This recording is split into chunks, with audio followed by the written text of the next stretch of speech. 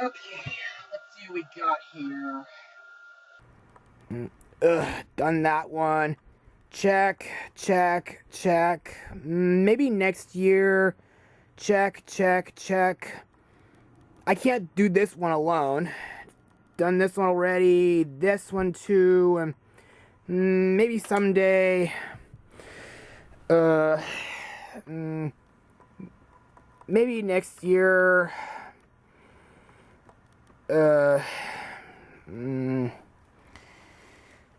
Check. Maybe some other time. Definitely not. Someday. Some other time. So many blogs, so little time, and with the threat of that giant cell tumor coming back to get me again, and the threat of that copyright strike from last year, along with so many Christmas plans for next month, along with a upcoming New Orleans trip, it's hard to get a decent blog without getting paranoid. Well, whatever I blog next has to be good, but not include video footage from any big name companies. I wonder what Princess Sofia is up to these days.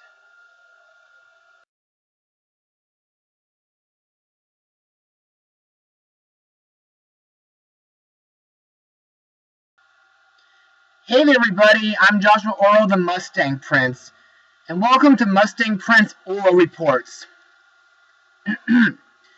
Now today, I'd like to take you all back to the Kingdom of Enchancia to talk about Sofia the First. Now, I previously blogged The Floating Palace, Holiday in Enchancia, and The Curse of Princess Ivy, and I added Sofia at number 2 on my top 11 other Disney princesses list a few months ago.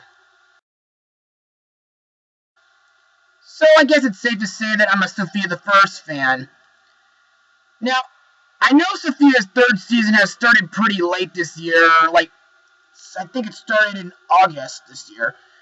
But so far, we've seen some great episodes, from a nice musical reunion to Maraway Cove, to rescuing the flying horses from a spoiled wizard kid, to Cedric switching Sofia's amulet with a copy, to a social school group hosted by Princess Zoe. But now let me talk about the ending of the episode, Minding the Manor. After Sofia defended her Aunt Tilly's manor from some wacky gargoyles, Tilly revealed to Sofia that leaving her in charge was a test. So as a reward, Tilly gives Sofia a special book she says will lead her to her destiny. So you may be asking, what destiny will Sofia have? Well, the episode I'll be talking about today might have the answer. So let's get started. Airing on Disney Junior on October 12th, 2015, the episode is The Secret Library. So, on with the blog, and I hope I don't get struck again. Aunt Tilly gives Sofia a special book that shows her the location of a secret library in the castle. This library contains books that lack endings. Sofia is able to grant these stories happy endings and chooses the story of Massimo, Minimus' older brother. Massimo has been captured by Prince Roderick of Berea. Sofia and Minimus must rescue Massimo from the greedy prince. So, what did I think of this episode anyway? Well, I thought this episode was very good. And it had great build-up and some interesting secrets revealed. So, in order to explain more information, let's move on to Mustang Notes. Now, this is the first episode to be narrated since the pilot special, Once Upon a Princess. But unlike the pilot, the narration does not happen during the beginning or the end, I think. Instead, the narration happens when the library chooses a story for Sofia to complete. It is also revealed in this episode that the Amulet of Avalor has the ability to act as a compass to the secret library, when the one wearing it has the magical book. which is the secret library's key. Unlike the amulet's other abilities of granting someone a blessing or curse depending on their behavior, which makes the amulet give off a purple glow, this ability makes the amulet glow blue. We even find out that the book Aunt Tilly gave Sofia contains all sorts of history and secrets that are hidden around the Enchancia castle. Also, there are several Disney Princess Easter eggs in the secret tunnel to the library. For example, there's the Wishing Well and Dwarf's Cottage from Snow White and the Seven Dwarfs, the castle clock and the pumpkin coach and the glass slipper from Cinderella, King Stephen's castle and the spinning wheel from Sleeping Beauty, the blue lagoon from The Little Mermaid, the enchanted rose from Beauty and the Beast, and Agrabah and the magic carpet from Aladdin. There's also the mountain and the wind from Pocahontas, the lilies and magnolia tree and bridge from Mulan, the fireflies and log from The Princess and the Frog, Rapunzel's tower and the Corona Castle and floating lanterns from Tangled, the Ring of Stones and archery games from Brave, and the snowy wind and ice droplets from Frozen. Now let's move on to the animation, which I believe is still pretty good.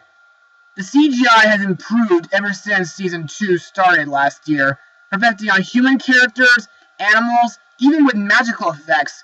But with this episode, well, while it isn't the same style and same standards as Season 2, there are 4 things I need to give credit for. Or 5, maybe. Firstly, I like that we finally get to see what's inside the mouse hole in Sophia's bedchamber. You know, the one where Clover enters Sophia's room.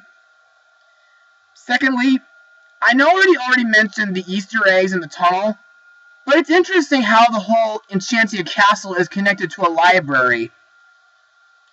Speaking of which, I like how the whole library is designed, and I like the fact that it's inside a monstrous, gigantic tree. Especially when it has a hovering platform with propellers on it.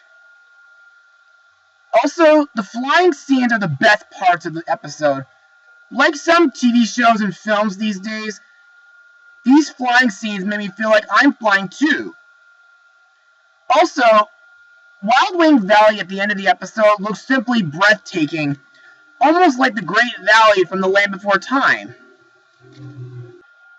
Also, like every Sofia episode and special, this episode has a song, which in this case is called Save the Day. In the first half of the song, Sofia voices her doubts about her ability to be the storykeeper, and in the second half, she voices her resolve to do so. And in my eyes, it's a pretty good song, and just like most of the other songs from the show. Well, in my opinion, anyway. Anyway, now that we're done with Mustang notes, let's talk about the characters and their voice actors. Our main heroine, Princess Sofia, is voiced by Ariel Winter. Best known for playing young Trixie in Speed Racer, young Kyrie in Kingdom Hearts Birth by Sleep, and Penny Peterson from DreamWorks' Mr. Peabody and Sherman. Now, Sofia has improved deeply as a princess as the show goes on, and a couple months ago, Sofia gained a new power from her amulet, the ability to shrink or grow whenever she wishes. This ability was granted to her after she rescued a trio of Wii sprites from a fountain. This episode is the second time she gets to use that shrinking ability, even though her third time was later afterwards while she was helping Vivian get used to her new castle. Anyway, I like the fact that Sofia gets to wear a new derby race outfit in this episode, and that she's been chosen to become the next storykeeper in order to find who the books in the library are about and finish their stories. Sophia's aunt, Duchess Matilda, or Tilly for short, is voiced by Bonnie Hunt. Known for being in several Pixar films like Toy Story 3, A Bug's Life, and the Cars franchise. I absolutely love this character. Ever since she took Sophia on an adventure to find an Arabella apple orchard 2 years ago. She has the magic ability of Mary Poppins and the personality of Miss Frizzle from the Magic School Bus. Also, I love Bonnie Hunt's performance as her. She makes Tilly sound whiz-bang. In this episode, Tilly reveals that 30 years ago, she was the previous storykeeper and that she knows the truth of Sophia's amulet due to her being the last person who wore it. Makes me wonder why Roland doesn't know about that. Tilly also owns a flying horse named Athena, voiced by Jessica St. Clair. While it was the first time on screen, Tilly probably met other Disney princesses before. She's even mentioned that she slept in Sophia's bedchamber as well. I also like the fact that she keeps a carpet bag that can hold anything, and that she can defend herself with an umbrella. Next we come to Sophia's horse, Minimus, voiced by Eric Stonestreet, who will be voicing in the new Illumination movie next summer, The Secret Life of Pets. Now, when I first saw Minimus on the show, he started out a bit bland, but as the show goes on, he grows on me. Especially since I'm a Mustang prince. And I believe Minimus has improved as a flying horse. This episode is the 6th time Sophia and Minimus go on a mission together. The other times were Finding Clover, Princess Butterfly, Holiday in Enchancia, the Leaf Song Festival, and Carol of the Arrow.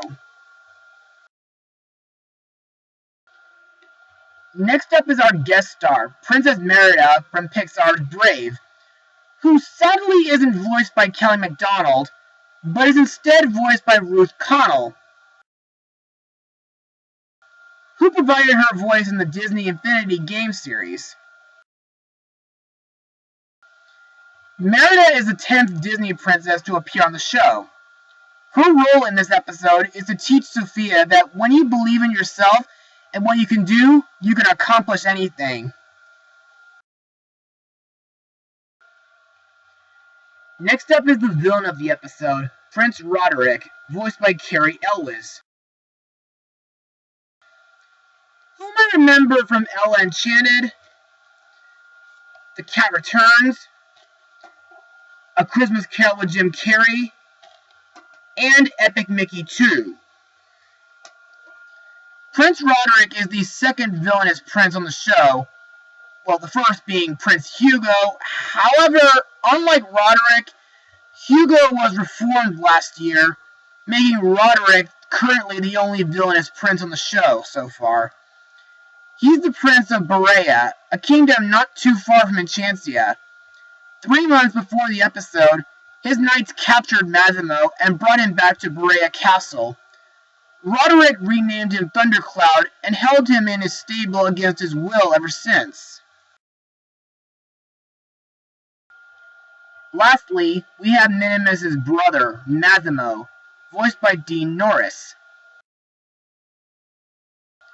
Unlike his family, who liked living in royal stables, Massimo has always hated domesticated life and has always wanted to live free in the wild. Almost like me hating doing everyone else's work at home and dreaming of living in Disneyland. Anyway, Massimo's desire is so strong that he was willing to sacrifice a comfortable life for a free one, which is shown when he states a cozy cage is still a cage. Yet he still cares about his family, as shown when he calls Minimus bro, and tells him his one regret about leaving home was that he left his family behind. And now it's time to move on to my final words. Overall, this episode was really enchanting one, with beautiful animation, memorable characters, great build-up, interesting foreshadowing, and a nice lesson. The Secret Library shows that knowledge is the key to everything, and it gets me excited to see what'll be next in store for Sofia to uncover in her future. I give this episode 100%, because there's hardly a bad thing featured, and every moment of it was pure Disney joy. Well, that's it for today, folks. Be sure to tune in on Thanksgiving for my next blog. But I wonder what films should I blog for that day, though. Hey, I know. I'll ask you guys. What do you think I should blog for Thanksgiving? It could be either old, new, live action, animated, whatever. Just as long as it's family friendly and good. So come on, give me your best shot.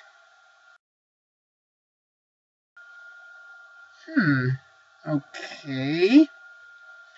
I'll get back to you on that. Mustang power. I hope.